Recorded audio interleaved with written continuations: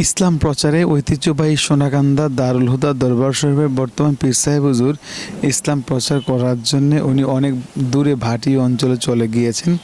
এই দেখুন আপনারা সাথে আছেন ড্রাইভার পীর সাহেব হুজুরের সফর সঙ্গী মোশাররফ ভাই সহ, জাকির ভাই সহ এবং আরও অনেকে আছেন, মৌলানা আবু বকর সিদ্দিক রহমান সাহেব সহ অনেকে আছেন।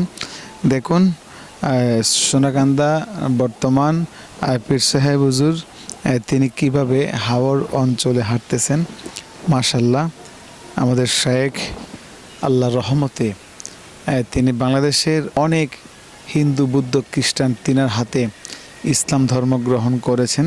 মাশাল্লাহ, অনেকে মনে করেন যে ওলি আল্লাহগণ তারা মনে হয় কোনো কাজকর্ম করে না, তারা শুধু খায় আর ঘুমান। নো, যারা আল্লাহর ওলি, নেককার সলিহিন বান্দা, যারা কোরআন সুন্নাহর আইন সবসময় পালন করেন এবং চুল পরিমাণ এদিক সেদিক নড়াচড়া করার চিন্তাধারা করে না, এনাদের কারণে আজকে ইসলামটা টিকে আছেন। বাংলাদেশের মাযহাবিরা যারা আছেন তারা অনেকেই ওলি আল্লাহ মানে না। দেখুন আপনারা আল্লাহর ওলিগণ কীভাবে ইসলাম প্রচার করার জন্যে ওই সুদূর নেত্রকোনার দিকে ভাটি অঞ্চলে বাংলাদেশের বিভিন্ন জায়গায় তিনি হাওরে